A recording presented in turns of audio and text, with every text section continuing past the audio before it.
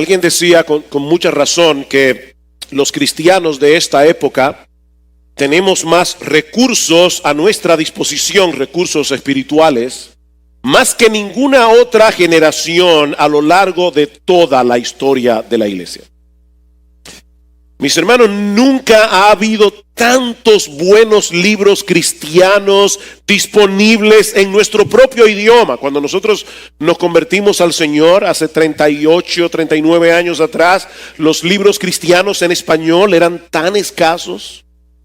Hoy tenemos tantos buenos libros en español, tantas buenas versiones de la Biblia, conferencias, buenas conferencias, música cristiana de todo tipo y para todos los gustos, estaciones de radio, blogs, páginas en internet, la posibilidad de escuchar en la red muy buenos predicadores, muchos buenos predicadores.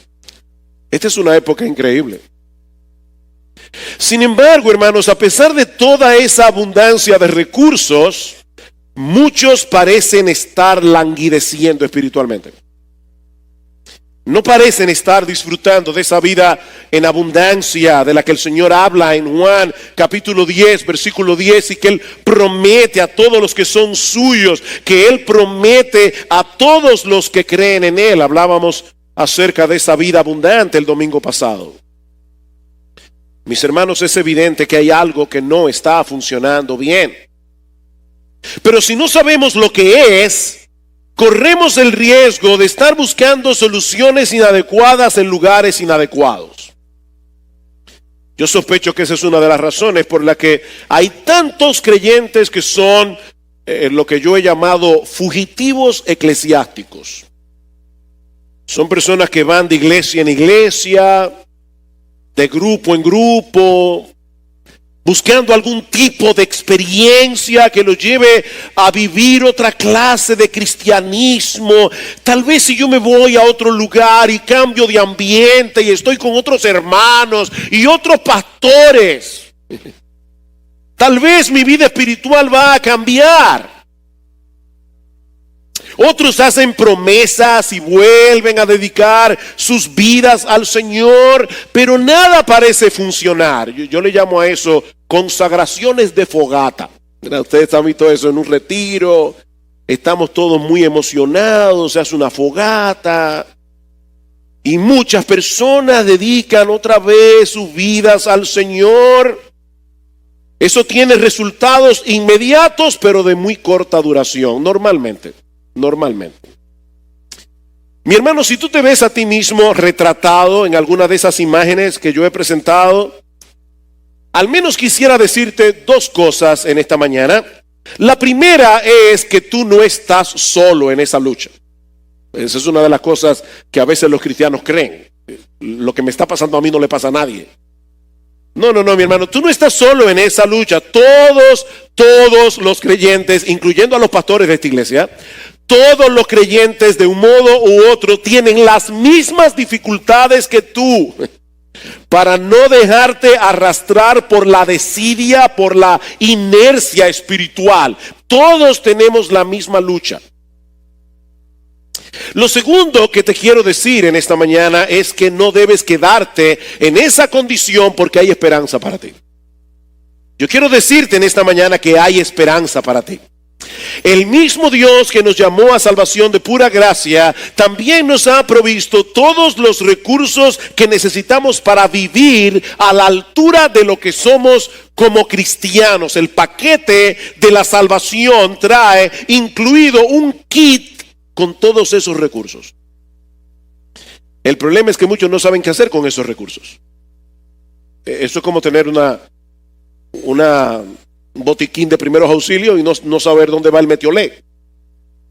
O sea, tenemos los recursos, pero muchos no saben qué hacer con los recursos y por eso están en la condición en que están. Otros simplemente no hacen uso de esos recursos. De ahí, mis hermanos, la enorme importancia de este pasaje en el Evangelio de Marcos, capítulo 9, que nosotros comenzamos a estudiar la semana pasada en un mensaje que hemos titulado Mero Cristianismo. Yo les pido que vuelvan una vez más a Marcos, capítulo 9. Como decíamos la vez anterior, lo que el Señor nos está mostrando aquí en los versículos 42 al 50 de Marcos 9 no es el estilo de vida que caracteriza a una élite de super cristianos, sino que es la vida cristiana práctica y lo que ésta implica para todos los que creen en Jesús. Esto es mero cristianismo, hermanos. Esto es mero cristianismo. Y lo primero que nosotros vemos en este pasaje que estudiamos la semana pasada es que los cristianos se caracterizan por un amor radical que procura el bienestar espiritual de los demás sin importar el precio que nosotros tengamos que pagar por ello. Dice el Señor en el versículo 42, y cualquiera que haga tropezar a uno de estos pequeñitos que creen en mí, mejor le fuera si le hubieran atado al cuello una piedra de molino de las que mueve un asno y lo hubieran echado al mar. No vamos a repetir una vez más lo que vimos la semana pasada, pero lo que el Señor nos está diciendo aquí es que los cristianos no debemos dejar escombros en el camino a través de nuestro mal ejemplo, escombros que dificulten que otros creyentes puedan avanzar hacia la madurez en Cristo. Ahora, positivamente, lo que esto implica es que debemos hacer todo lo que esté a nuestro alcance para que todos juntos podamos crecer en gracia y parecernos cada vez más a nuestro Señor Jesucristo. Ese es el proceso que Pablo plantea en Efesios capítulo 4, ¿verdad? Dios le ha dado a la iglesia pastores y maestros para que los pastores equipen a los santos para que los santos, los miembros de la iglesia, hagan la obra del ministerio. ¿Y cuál es la obra del ministerio? Que todos crezcamos en aquel que es la cabeza, esto es nuestro Señor Jesucristo. El problema es, mis amados hermanos, que hacer eso no es nada fácil. Y eso no es fácil por causa del pecado que todavía mora en nosotros. El pecado que lucha en nuestro interior para llevarnos de vuelta a ese estilo de vida egoísta, a ese estilo de vida independiente, a ese estilo de vida orgulloso y egocéntrico que caracterizaba nuestras vidas cuando no conocíamos al Señor, cuando no éramos cristianos. Y eso nos lleva de la mano al segundo aspecto de la vida cristiana práctica, del mero cristianismo, que se encuentra en los versículos 43 al 48. Y básicamente lo que el Señor nos dice allí es que los cristianos debemos mantenernos en pie de guerra contra ese pecado remanente, ese pecado que todavía mora en nuestro interior. Versículo 43. Y si tu mano te es ocasión de pecar, interesante allí notar que la palabra pecar es la misma del versículo 42, es tropezar. O sea, tú no debes hacer tropezar a otros, pero también debes cuidarte de no tropezar tú mismo. Y si tu mano te es ocasión de pecar, de caer, de tropezar, córtala. Te es mejor entrar en la vida manco que teniendo las dos manos ir al infierno, al fuego inextinguible, donde el gusano de ellos no muere y el fuego no se apaga.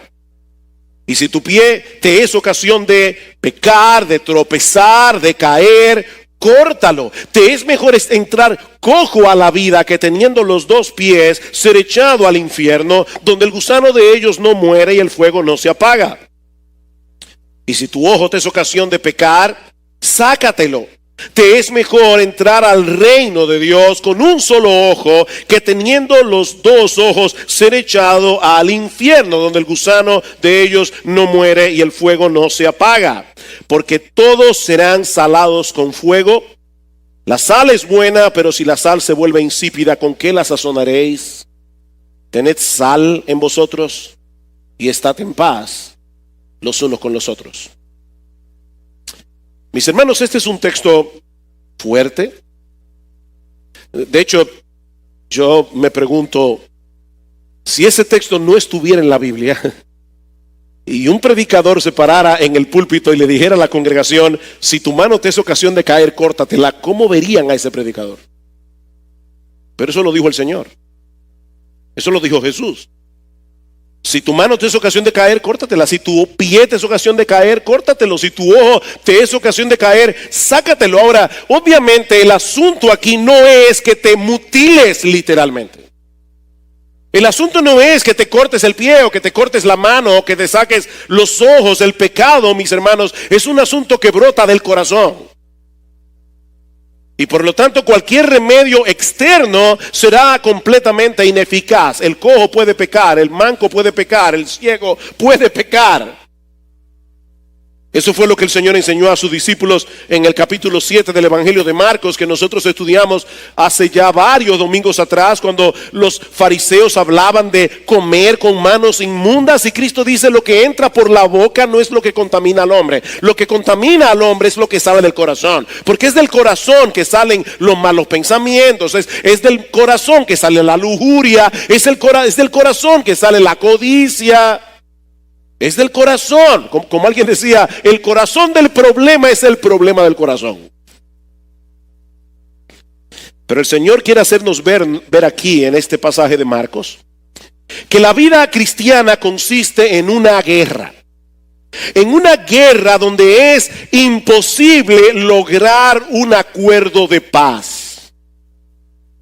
Mi amado hermano, el tema de esta porción de Marcos 43 al 48, Marcos 9, 43 al 48, yo te lo puedo sintetizar en pocas palabras: o tú te dedicas a matar el pecado o el pecado te matará a ti. Eso es lo que Jesús está diciendo aquí. O te dedicas a matar el pecado o el pecado te matará a ti. La vida del cristiano en este mundo es una guerra, mis hermanos, y nosotros nos pasamos salvando del enemigo en el mismo momento en que vinimos a Cristo en arrepentimiento y fe. Tú pertenecías al otro ejército, si eres cristiano, hasta que te convertiste al Señor, pasaste al otro bando. Convertirse al Señor es darse cuenta de que nosotros hemos estado caminando en una ruta equivocada, hemos estado viviendo de espaldas a la voluntad revelada de Dios en su palabra, hemos estado buscando nuestra propia gloria en vez de buscar la gloria del Señor. Pero en un momento de nuestra vida decidimos dar media vuelta, decidimos levantar una bandera blanca de rendición para reconciliarnos con Dios, poniendo toda nuestra confianza únicamente en Cristo para el perdón de nuestros pecados. Eso es arrepentirse y creer. Antes estábamos en el terreno del pecado luchando contra Dios. Ahora estamos en el terreno de Dios luchando contra el pecado. El Espíritu Santo nos ha movido eficazmente a trasladarnos al otro terreno. Y aunque eso es algo que nosotros hicimos en el momento en que se inició nuestra vida cristiana, como decíamos el domingo pasado, este es un curso de acción que vamos a asumir a lo largo de toda nuestra vida. A lo largo de toda nuestra vida. El que no está peleando esta guerra se está engañando a sí mismo si piensa que es creyente. Eso es lo que el Señor está diciendo aquí. O luchas o mueres. O luchas o mueres, es así de sencillo. Pablo dice en Romanos capítulo 8 versículo 13 que aquellos que viven conforme a la carne van a morir, van a ser condenados. Pero si en dependencia del Espíritu Santo tú estás dedicado a hacer morir las obras de la carne, vas a vivir. ¿Y qué es esto de vivir conforme a la carne? Eso no es otra cosa que seguir los impulsos pecaminosos del corazón sin ponerle resistencia. El que hace eso va camino a la muerte, dice Pablo. Así que estamos en una guerra de consecuencias eternas. Es una guerra que surge del corazón, pero que se manifiesta a través de las cosas que hacemos. Es por eso que el Señor menciona aquí las manos, los ojos, los pies. para hacernos ver que el pecado no solo posee una dimensión espiritual. Como bien señala Sinclair Ferguson, un teólogo contemporáneo, dice: manifestamos nuestra pecaminosidad a través de lo que hacemos con nuestras manos, a través de lo que vemos con nuestros ojos y a través de los lugares que visitamos con nuestros pies. Así manifestamos nuestra pecaminosidad. Esta figura nos recuerda, mis amados hermanos, no solamente que estamos en una guerra, sino que estamos en una guerra constante. En una guerra constante. No es que nos cortamos la mano un día y ya se acabó, o nos sacamos los ojos y ya está. No, estamos en una guerra que no terminará hasta que el Señor Jesucristo regrese en gloria. Por otra parte, Cristo quiere hacernos ver que esta es una guerra eminentemente personal, que nadie puede pelear por ti. Esta es una guerra eminentemente personal. No sé si notaron que en el texto del versículo 42, el Señor nos dice que antes que hacer caer a otro creyente, hubiera sido mejor que nos hubieran puesto, otra persona nos hubiera puesto en el cuello una piedra de molino de asno y que esa persona nos hubiera arrojado al fondo del mar. Pero lo que el Señor está diciendo aquí es diferente. No es alguien más que te va a cortar la mano, no es alguien más que te va a sacar los ojos, no es alguien más que te va a cortar los pies. Eres tú el que debes hacer eso. Si tu mano te es ocasión de caer, córtatela tú. Si tu ojo te es ocasión de pecar, córtatelo, sácatelo tú. Esa es tu responsabilidad. Y por si acaso, hay programas de televisión que dicen: no intenten hacer esto en casa. Yo quiero tener cuidado, aquí hay muchos niños. Esto no es literal. Esto no es literal. El Señor está hablando aquí más bien de ponerle resistencia al pecado. Y aunque esto es algo que no podemos hacer si no es en dependencia del Espíritu Santo, mi amado hermano, mi amada hermana, esa operación quirúrgica solo puede hacerla tú. Solo puede hacerla tú. Pablo dice en Filipenses capítulo 2, versículos 12 y 13: ocupaos en vuestra salvación con temor y con temblor. ¿Quién debe ocuparse en su salvación? Tú y yo debemos ocuparnos en nuestra salvación con temor y con temblor. Porque Dios, y aquí la razón, porque Dios es el que en vosotros produce así el querer como el hacer por su buena voluntad. ¿Qué es lo que Pablo está diciendo aquí? Que nosotros no somos entes pasivos en nuestra santificación. No somos entes pasivos. El Espíritu Santo opera en nosotros, pero a través de nuestra mente y a través de nuestra voluntad. Él usa su palabra para hacernos ver, para convencernos de que hay cosas que debemos hacer y hay cosas que no debemos hacer. Así que en vez de eliminar nuestro yo racional, en vez de eliminar nuestro yo consciente, lo que hace Dios es fortalecernos, lo que hace Dios es movernos a pelear con más intensidad y con más resolución.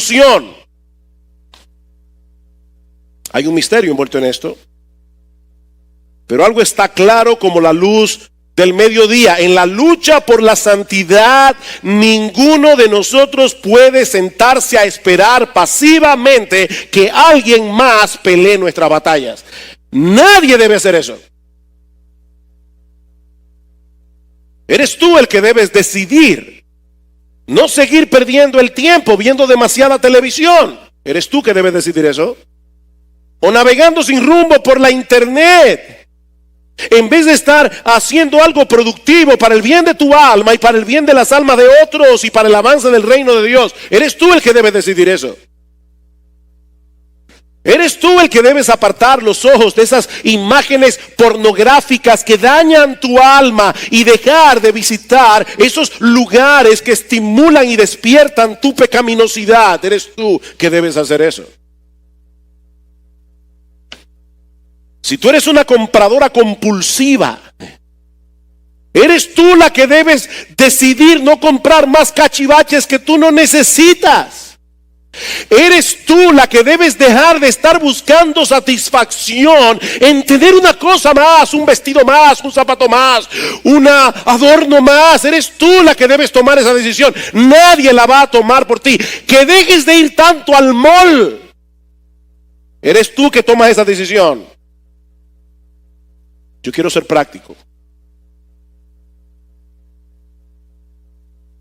Cada cual tiene que examinarse a sí mismo. ¿Cuáles son aquellas cosas en las que tenemos que tomar resoluciones firmes en el camino de la obediencia? Porque esta batalla nadie la va a pelear por ti.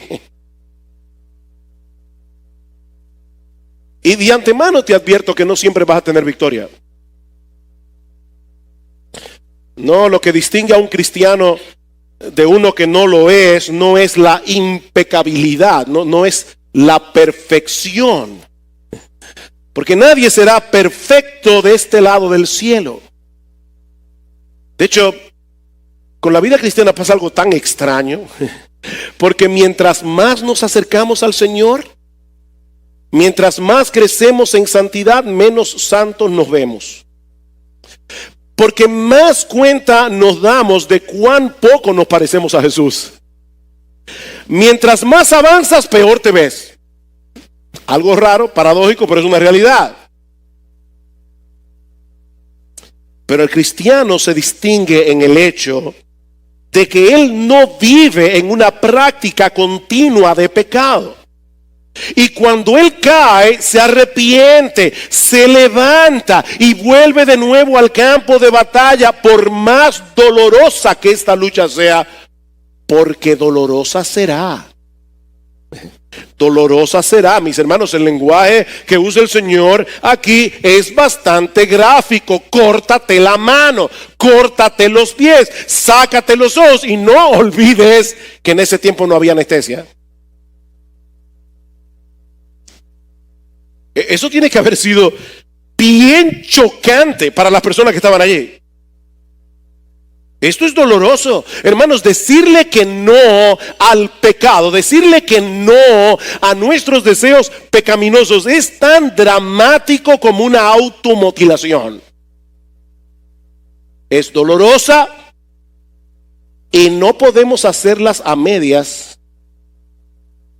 Otra vez, niños, esto no es literal lo que voy a decir ahora, pero la mejor forma de cortarse una mano no es con un serrucho, es con un hacha.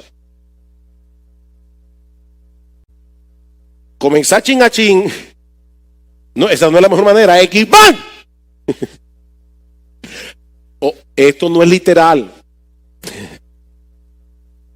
Lo que estoy diciendo, mi amado hermano, es que las resoluciones a medias en esta lucha no funcionan. Las resoluciones a medias no funcionan. Debemos tomar resoluciones radicales contra todo aquello que nos hace daño espiritualmente.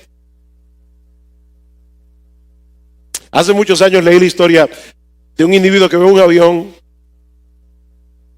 y le traen la azafata un bizcocho de chocolate. Eso era antes, pero le traen un bizcocho de chocolate, por lo menos en algunas líneas.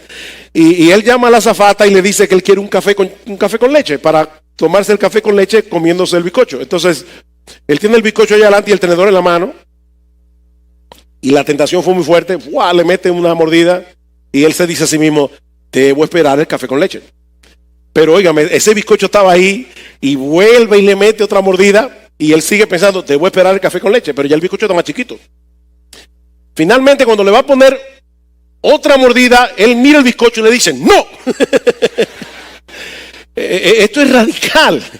Esto es radical, mis hermanos. Aquí no valen las quimioterapias, aquí no valen las cirugías parciales. La acción, el tumor debe ser radicalmente removido. Por eso es que Pedro dice: hermanos, yo os ruego como extranjeros y peregrinos que os abstengáis de los deseos carnales que batallan contra el alma. Que os abstengáis de los deseos carnales.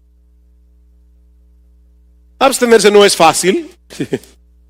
Pero no tenemos otra alternativa porque lo que está en juego aquí es demasiado serio. Como decíamos hace un momento, esta es una guerra de consecuencias eternas en la que solo tenemos dos opciones. O estamos alistados en el ejército de Dios o en el ejército del diablo. Nadie vive en la zona neutral. Yo soy de Suiza, no, aquí no hay suizo. Nadie vive en la zona neutral. Cristo dice claramente en Mateo capítulo 12, versículo 30, el que no es conmigo contra mí es. Esto, no hay neutralidad aquí. Ahora, ¿saben qué? No hay posibilidad de que el ejército de Dios salga derrotado. Al final de la contienda, ya nosotros sabemos quién va a ganar esta guerra. De manera que si tú estás en el terreno del pecado luchando contra Dios, lo que este pasaje dice es: al final cosecharás el destino eterno de sus enemigos en las llamas del infierno.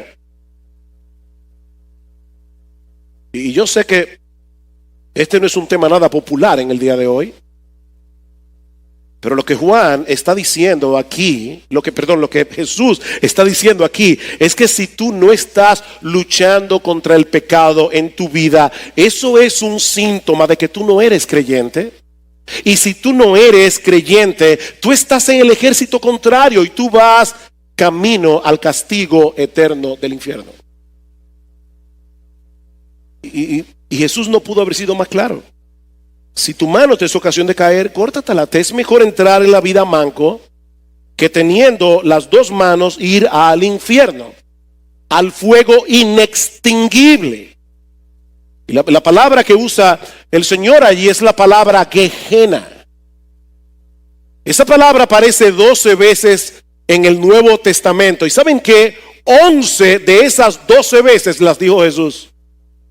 Jesús habló más del infierno que nadie más en todo el Nuevo Testamento. ¿Sabes por qué? Porque Él sabía más que nadie lo horrible que es ese lugar. Él dejó su trono de los cielos, de la gloria, para venir a morir en una cruz, para que pecadores como tú y como yo no vayamos al infierno. Eso es tan horrible que el Hijo de Dios decidió hacer eso.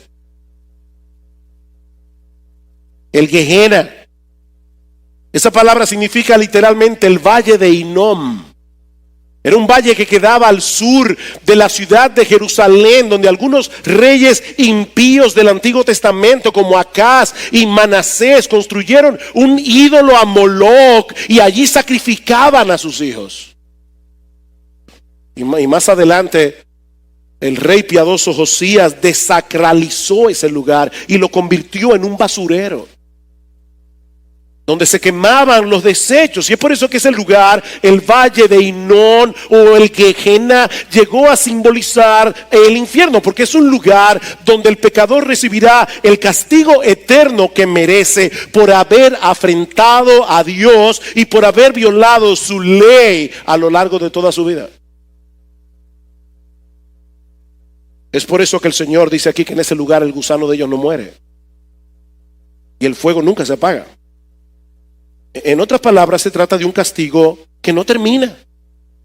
Es un castigo que no termina.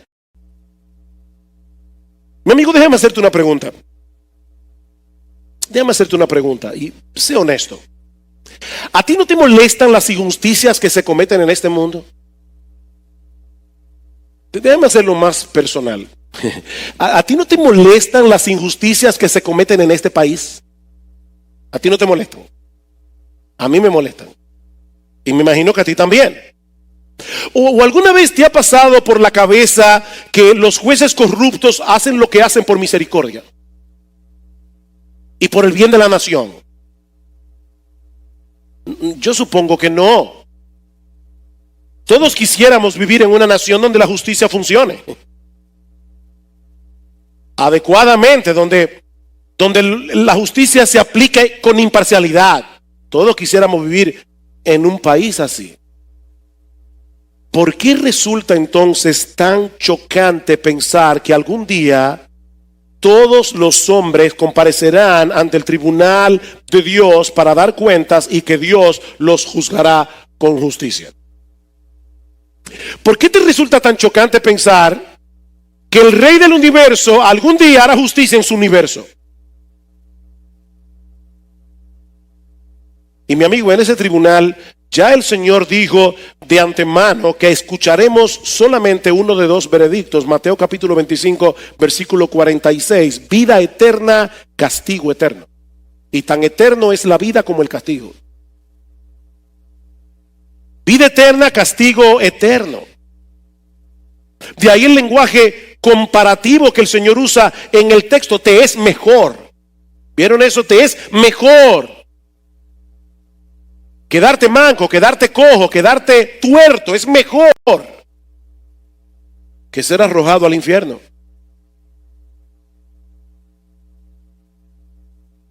Vale la pena, dice el Señor, perder cosas tan valiosas como las manos, los pies, los ojos. Vale la pena. Si eso te va a impedir ser arrojado al infierno por haber tomado la decisión de continuar el curso pecaminoso de tu vida con tus dos manos, tus dos pies y tus dos ojos. Ahora, ese lenguaje que usa el Señor aquí puede sonar tan duro que no nos deje ver el cuadro completo. Porque lo cierto es, mis hermanos y amigos que están de visita hoy aquí, lo cierto es que este pasaje no solo tiene la intención de guiarnos al arrepentimiento para que escapemos de la condenación del infierno, sino también para que podamos entrar a la vida y disfrutar la vida. Lean una vez más conmigo los versículos 43, 45 y 47. Si tu mano te es ocasión de tropezar, córtala. Te es mejor entrar en la vida manco. Te es mejor entrar en la vida manco. Versículo 45. Si tu pie te es ocasión de pecar, córtalo. Te es mejor entrar cojo a la vida. Versículo 47. Y si tu ojo te es ocasión de pecar, sácatelo. Te es mejor entrar al reino de Dios con un solo ojo. Cuando uno lee el texto rápido, puede darle la impresión de que lo que el Señor nos está diciendo aquí es algo como esto: si tú quieres salvarte, vas a tener que renunciar a todas esas cosas, aquellas cosas buenas que producen felicidad y que producen alegría, por la promesa de que al final vas a llegar al cielo. No, hermanos, eso no es lo que el Señor está diciendo aquí. Por favor, debo enfatizar eso. Lo que el Señor está diciendo aquí no es: vas a tener que dejar atrás todas las cosas buenas que producen felicidad. Mi invitación es que dejes de ser feliz ahora, que dejes de vivir una vida alegre ahora. Algún día gozarás de la felicidad en el cielo. No. Lo que este pasaje quiere hacernos ver, mis amados hermanos, es que nos están engañando. Lo que este pasaje quiere hacernos ver, mis hermanos, es que el diablo está haciendo con nosotros lo que los españoles hicieron con los indios cuando llegaron aquí. Le cambiaban espejitos por oro. Nos están engañando.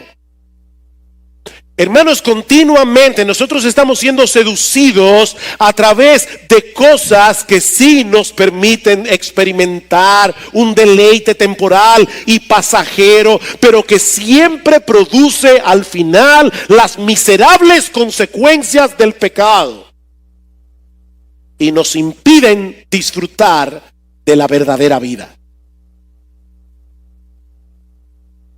Así que el llamado de Jesús en este pasaje no es únicamente una persuasión a que escapemos del infierno a través del arrepentimiento y de la fe. El Señor nos está llamando más bien a disfrutar de la vida en abundancia de la que hemos estado hablando en estos últimos 2 domingos. Por eso dice: es mejor entrar en esa vida, dice el Señor, aunque sea cojo, manco, tuerto. Aunque eso nos cueste renunciar a todas aquellas cosas que debido al placer momentáneo que producen, nos llevan a experimentar una falsa sensación de felicidad. ¿O es que ya tú te olvidaste del sentimiento que te produce la convicción de pecado cuando te das cuenta que has traicionado a Jesús? Al final siempre viene la hiel. Esto es un engaño. Esto es una ilusión. Mis amados hermanos, no hay verdadera vida sin Jesús. No hay verdadera vida sin Jesús. Él dice: yo soy el camino, yo soy la verdad, yo soy la vida. No hay vida fuera de Él. Mi amigo, de lo que se trata todo esto es de perder la vida en un sentido para ganarla en otro sentido infinitamente superior. Pierde tu vida para ganar la vida. ¿Oíste eso? Pierde tu vida para ganar la vida. Esta ecuación es muy sencilla. No hay que ser profundo, no hay que ser un teólogo para entender esto. Ninguna cosa creada puede ser superior ni más satisfactoria que el que la creó. Profundo, ¿verdad? ¿No? Ninguna cosa creada puede ser mejor, puede ser más sublime, puede ser más satisfactoria, más deleitosa que aquel que la creó. Bueno, el llamado de Cristo en este pasaje es a renunciar a las mercancías engañosas de este mundo para poder disfrutar de la fuente inagotable de satisfacción perfecta y eterna que solo Jesús puede ofrecer. Juan 4:13, mujer, a la samaritana: el que bebiere de esa agua volverá a tener sed. Volverá a tener sed. Mas el que bebiere del agua que yo le daré no tendrá sed jamás, sino que será en él una fuente de agua que salte para vida eterna. ¡Qué lenguaje! ¡Qué lenguaje! Cristo es la perla de gran precio. Cristo es la perla con la que ninguna cosa de este mundo tiene comparación. Pablo dice en Filipenses capítulo 3 que todas las cosas que él consideraba como ganancia cuando él no era creyente, dice: yo no solamente las he perdido por amor a Cristo, las tengo por basura. Las tengo por basura.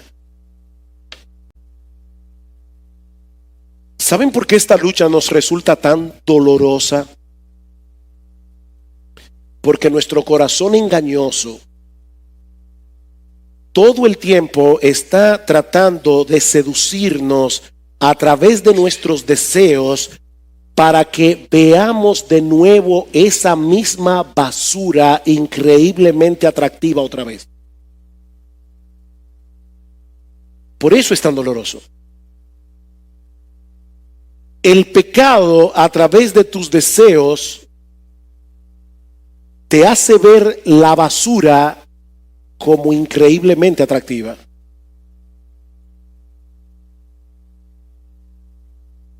Y mientras menos ocupados estemos en contemplar a Cristo a través de las Escrituras y meditar en el valor incalculable de conocerle a Él, más vulnerables seremos de ser engañados. Por eso es que dice el autor de la carta a los Hebreos: despojémonos de todo peso y del pecado que nos asedia, del pecado que fácilmente nos enreda, nos envuelve, y corramos con paciencia la carrera que tenemos por delante, puestos los ojos en Jesús. Ese es el remedio.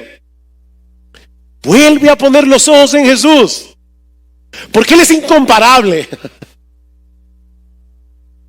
Salmo 34, versículo 8: gustad y ved que es bueno Jehová. Dichoso el hombre que en él confía.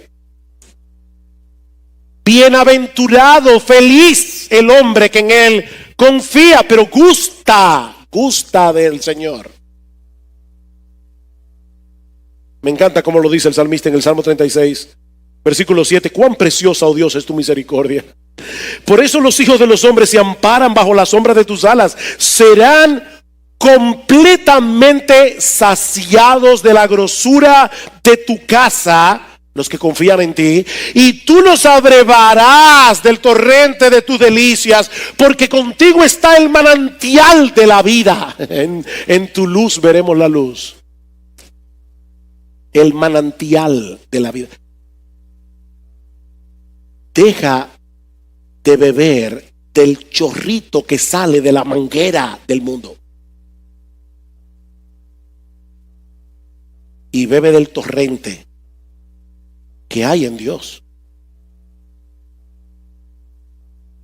Pero si el Señor me lo permite, vamos a hablar más de eso el domingo que viene, porque hay algo más en este pasaje,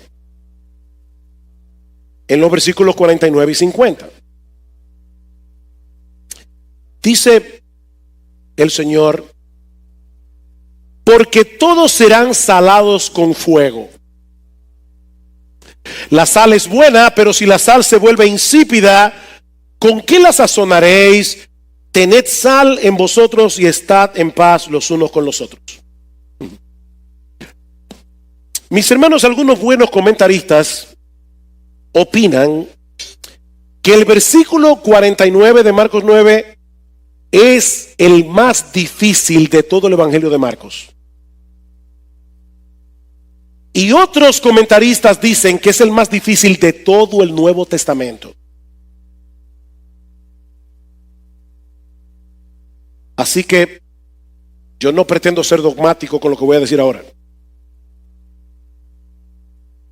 Le oía a un predicador que decía: en esta semana leí 12 interpretaciones diferentes de ese texto, y yo le voy a dar una diferente. Yo vuelvo y repito, yo no pretendo ser dogmático con lo que voy a decir ahora.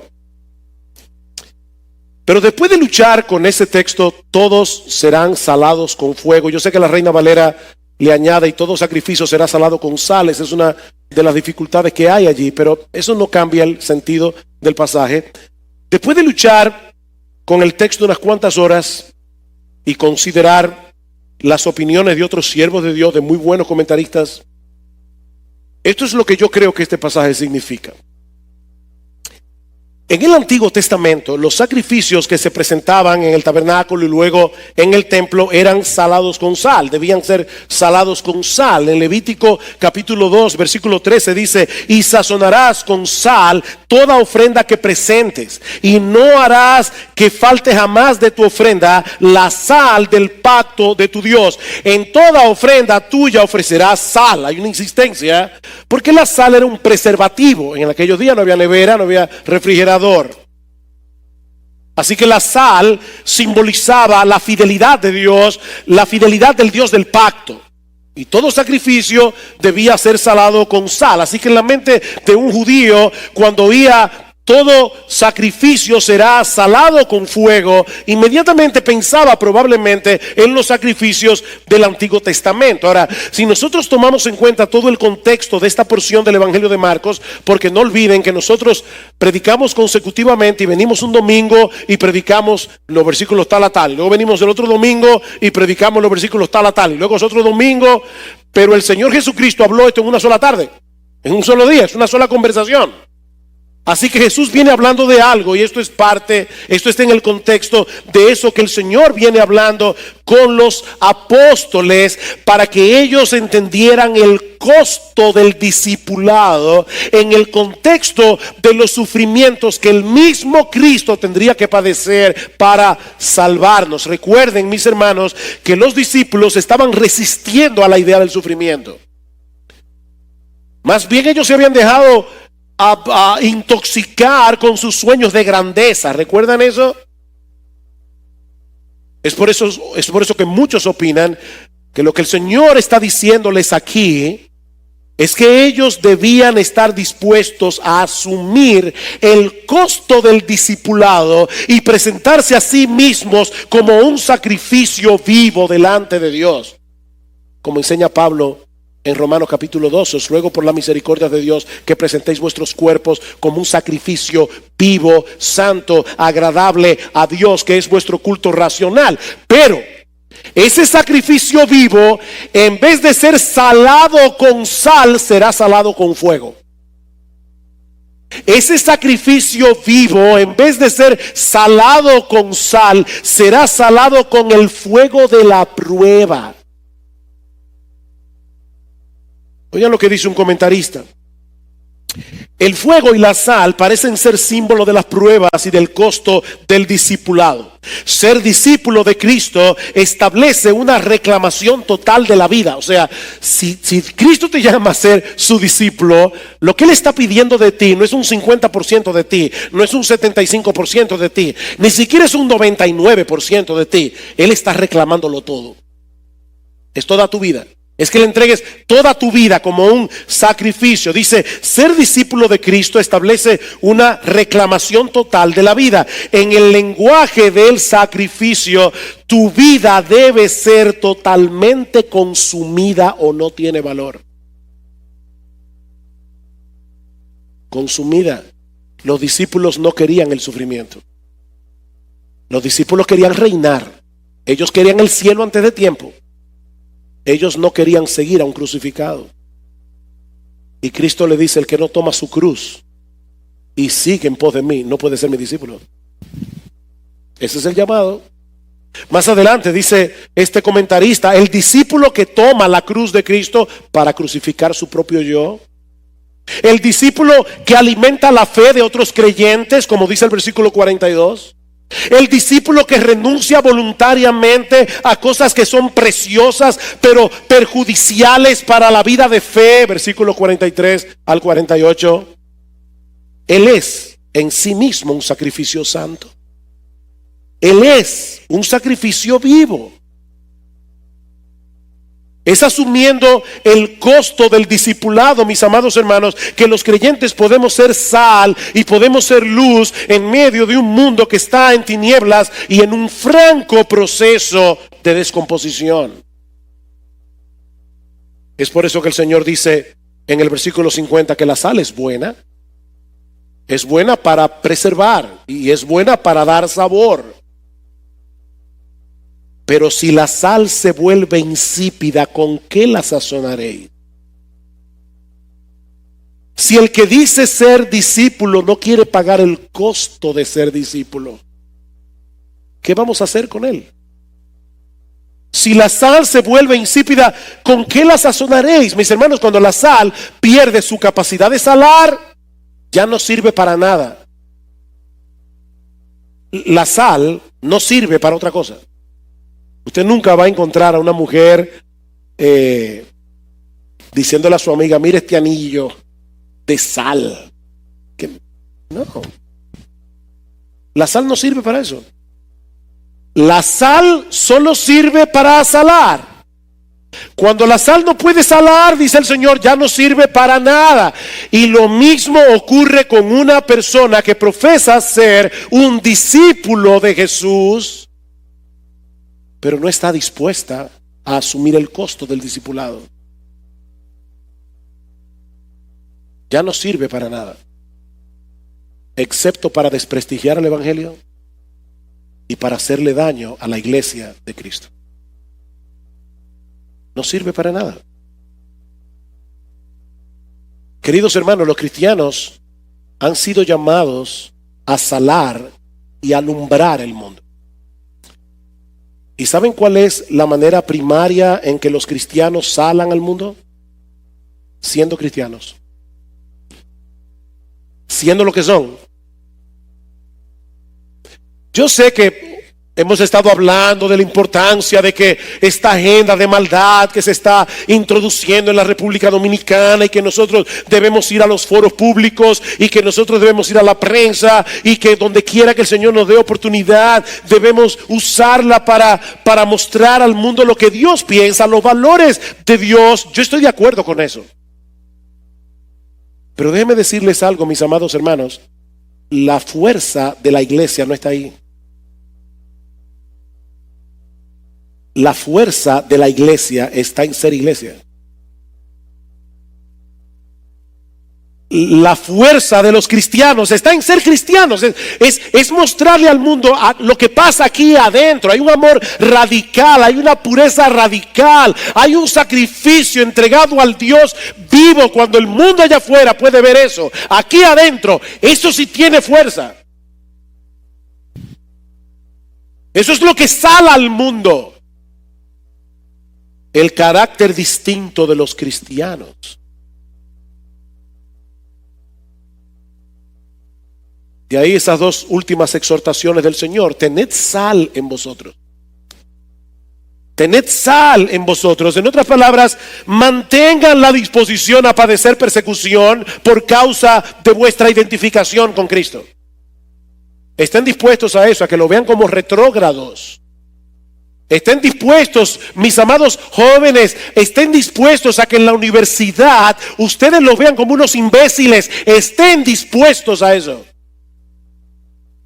Tened sal en vosotros. Tened la disposición a amar a los demás con un amor radical que promueve el bienestar espiritual de tus hermanos en la fe, aún al costo de un gran sacrificio. Mantén la disposición a negarte cualquier cosa que pueda estar enturbiando tu pureza de carácter. Tened sal en vosotros.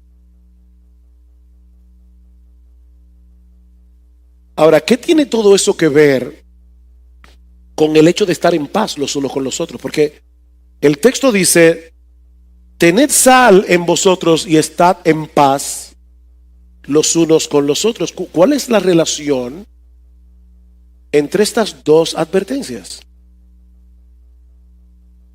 Hermanos, no olviden que esta exhortación del Señor tuvo lugar en el contexto de la discusión que los discípulos están manteniendo entre sí sobre cuál de ellos era el más importante del grupo. ¿Recuerdan eso? Mis queridos hermanos, cuando en una iglesia la mayoría de sus miembros están preocupados por el avance del reino,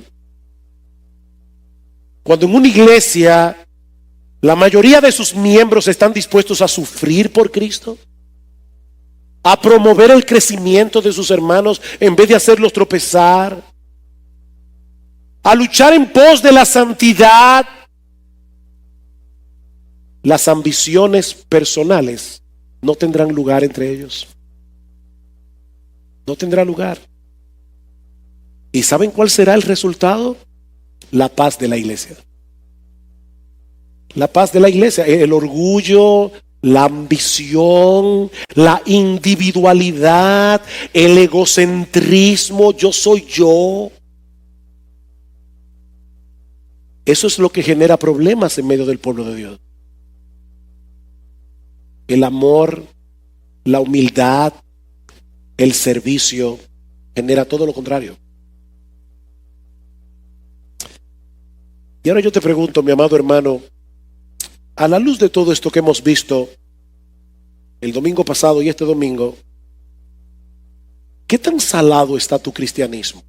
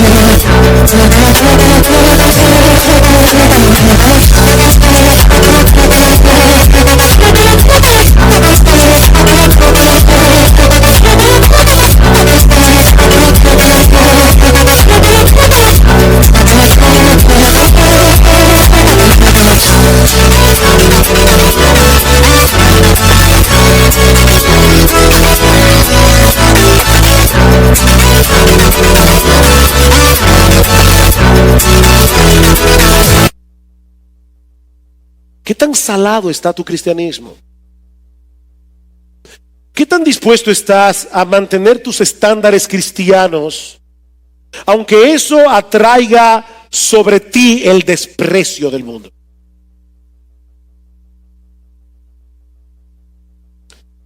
¿Qué tan pendiente estás del bienestar espiritual de tus hermanos?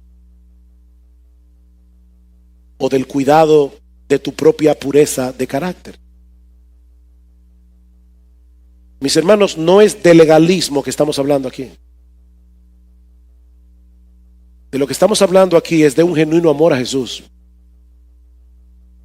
Un amor a Jesús que se manifiesta a través de nuestro amor hacia todos aquellos que son de Jesús. Y un amor a Jesús que nos lleva a apreciar y a valorar y a admirar todo lo que se parece a Él. ¿Saben por qué los cristianos amamos la santidad? Los verdaderos cristianos. No es porque amamos las reglas. No es porque somos cuadrados. Ni tampoco legalistas.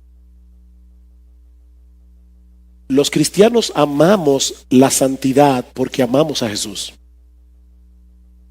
Y amamos todo lo que se parece a Él. Y Él es santo. Y anhelamos parecernos cada vez más a Él. Es de eso que se trata todo esto. Y cuando tropezamos por causa del pecado que todavía mora en nosotros, en vez de alejarnos de Jesús, volvemos a predicarnos el evangelio.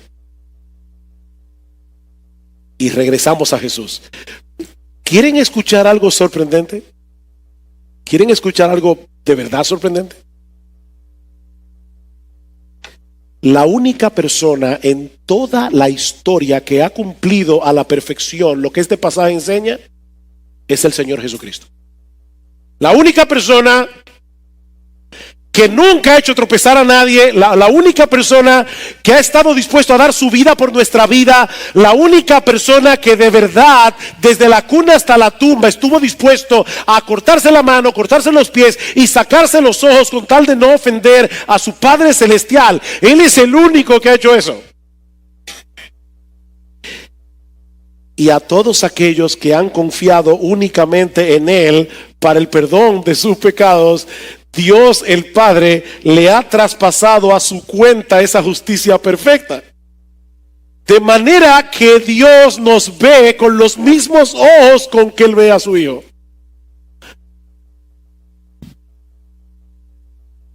Como si nunca hubiéramos hecho tropezar a nadie. Como si siempre estuviéramos cortándonos los pies, cortándonos las manos y sacándonos los ojos. Esto es sorprendente por el hecho de que el entendimiento de esa gloriosa verdad del evangelio no nos mueve a ser ligeros en nuestra lucha con el pecado, pero sí nos mueve a volver a Jesús, a ese buen Jesús, a ese perdonador Jesús, a ese misericordioso Jesús, a ese compasivo Jesús. Nos mueve a volver a Jesús en arrepentimiento y fe cuando nos damos cuenta que hemos pecado.